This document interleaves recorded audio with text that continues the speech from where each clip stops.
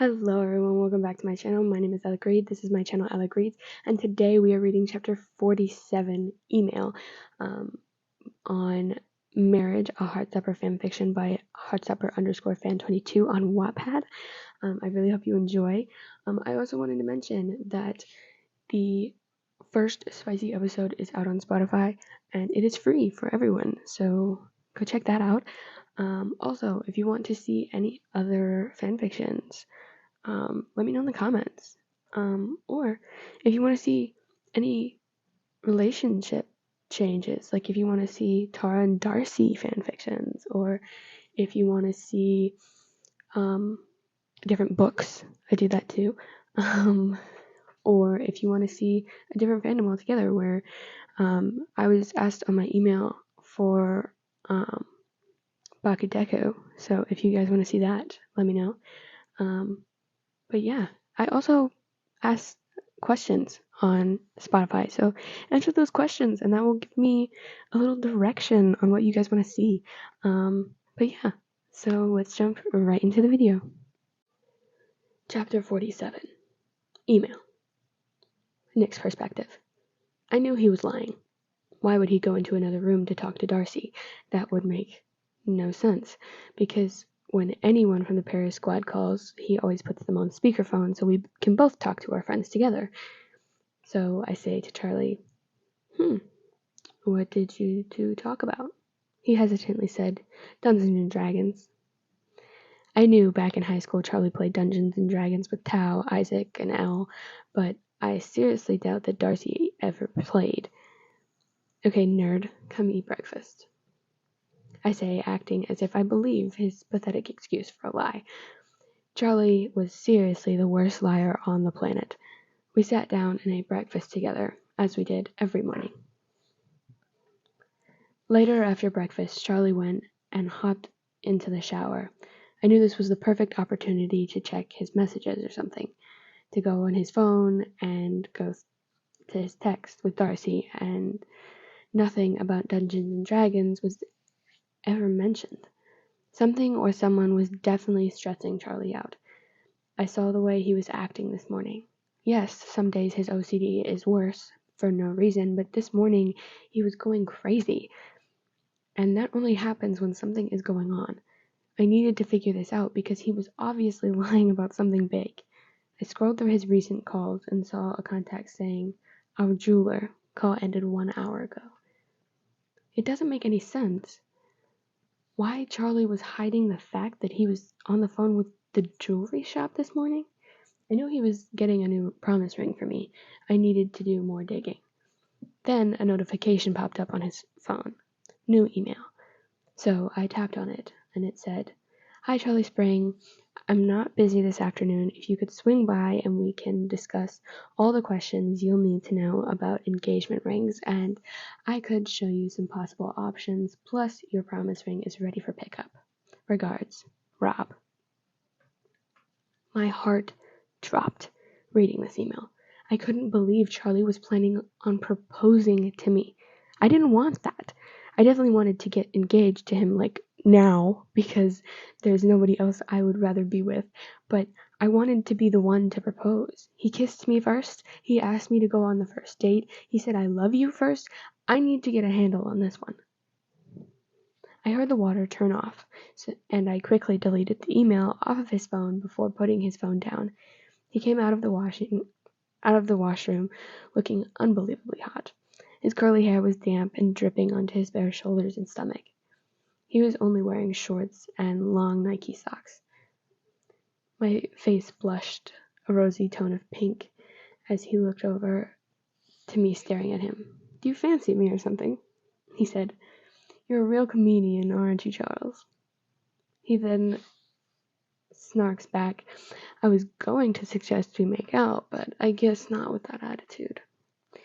He knows he has me wrapped around his finger, but I didn't care because he was too hot to resist.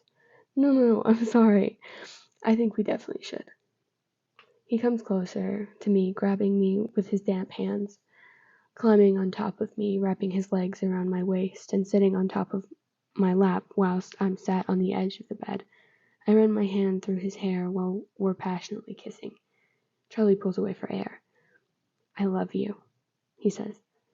I love you too, I reply, before he starts kissing my cheek,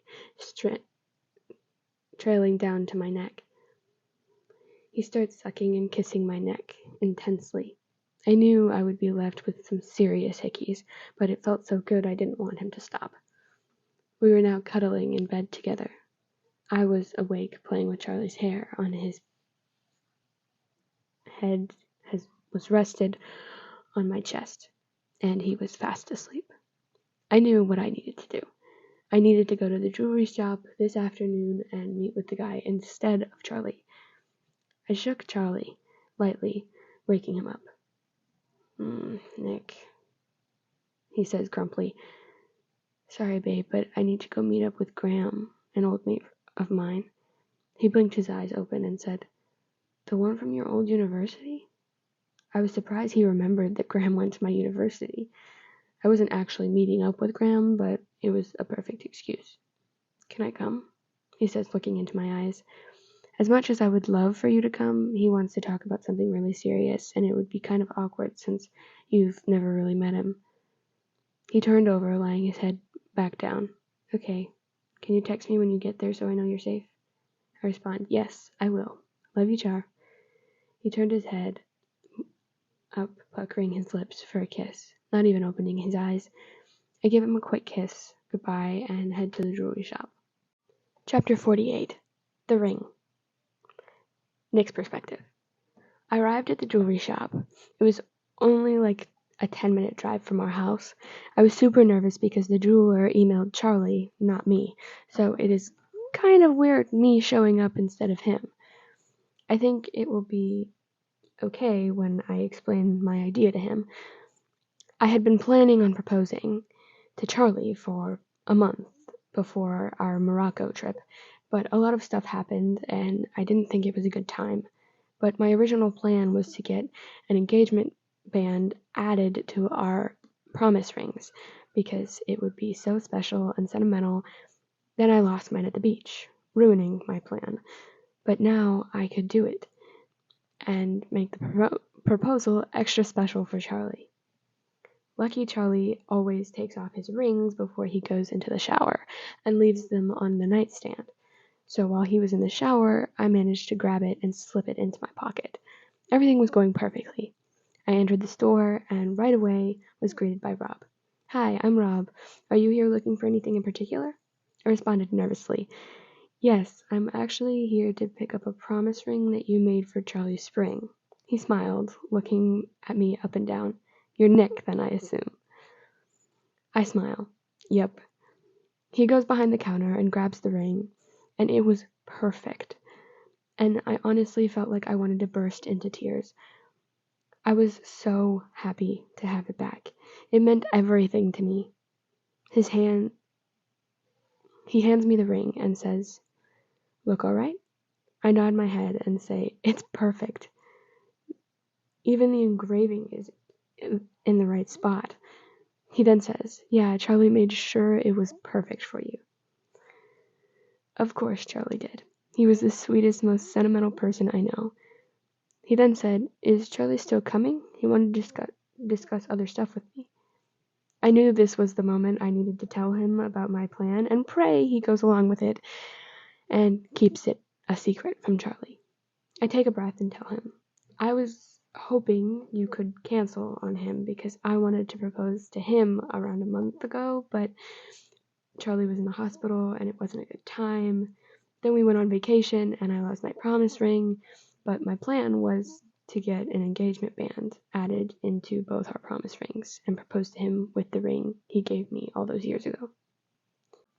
He smiles and replies, That is honestly the most romantic idea I have ever heard. With that, I will help you. So, what do you want me to do to keep this a secret? Not meet up with Charlie so he can't buy an engagement ring, right? I smile in agreement. Yes, and could you add an engagement band to his ring? I say, handing him Charlie's ring. Of course. And would you like me to add an engagement band to yours as well? Most gay couples, including myself, add engagement bands to both partners' rings because if only one has it, they're assumed the feminine role in the relationship. I didn't really care about what others thought, but I knew Charlie wouldn't like it if he was the only one with an engagement band on his ring. Yes, that would be great, I said, excited at how well this went. He then took me over to look at some engagement bands. Charlie didn't like flashy, nor too basic. I saw one that reminded me of Charlie, and I knew right away Charlie would love it. I pointed at this thin gold band with diamonds through the entire center. That's perfect, I say to Rob. He gets his key out from his pocket and opens the glass case, grabbing the engagement band for me to get a closer look. I look at it for a few minutes before saying, "Yep, this is the one. It looks perfect." Rob smiles and takes me to the back of the counter to explain what he's going to do to merge the two rings together, to create the most perfect engagement ring. I was so excited after he told me both rings will be ready in 3 days. I left the store smiling ear to ear. I couldn't wait to marry the love of my life. I needed to start working on an engagement speech now so that it will be perfect, because I know how important words of affirmation are to Charlie. Honestly, there's nothing I wouldn't do to make Charlie happy. He's one of person on this planet that deserves pure happiness. He's the sweetest, most caring, loving, and very hot individual ever. And I know it's hard for him to see himself that way, so it's my job to remind him every day how amazing he is until he recognizes it himself. I need to plan the perfect day for our engagement, and that's going to be extremely difficult due to the fact that me and Charlie are practically inseparable. I arrived back at our apartment and found Charlie searching through the couch cushions. I totally forgot that I had taken this ring. "What are you looking for?" I asked as I walked towards Charlie. "I lost it. I lost my ring." I start looking for it as well, as if I didn't take it. He then laughs and says, "I think we're cursed." I hug him from behind and say, "Maybe, but you lost your ring in the house, so it will be able to be found eventually." He kissed my hand that was wrapped around him. "I missed you," he says, smiling. "I missed you too." I was so thankful he wasn't freaking out about the ring, because that would make me feel super, super guilty. Alright, that is the end of today's episode. I really hope that you guys enjoyed.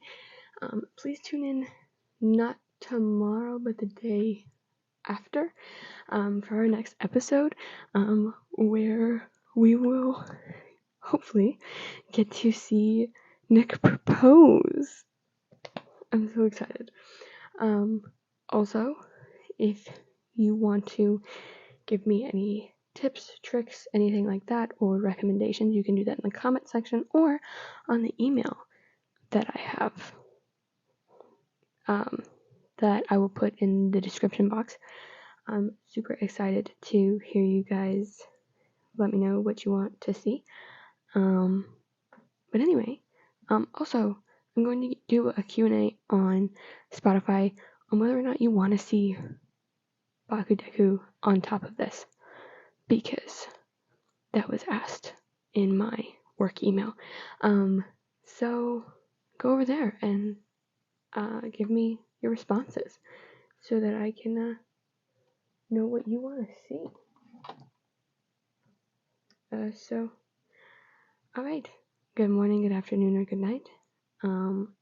Goodbye, ladies, gentlemen, and everything in between. And I will talk to you guys the day after tomorrow. Bye, friends.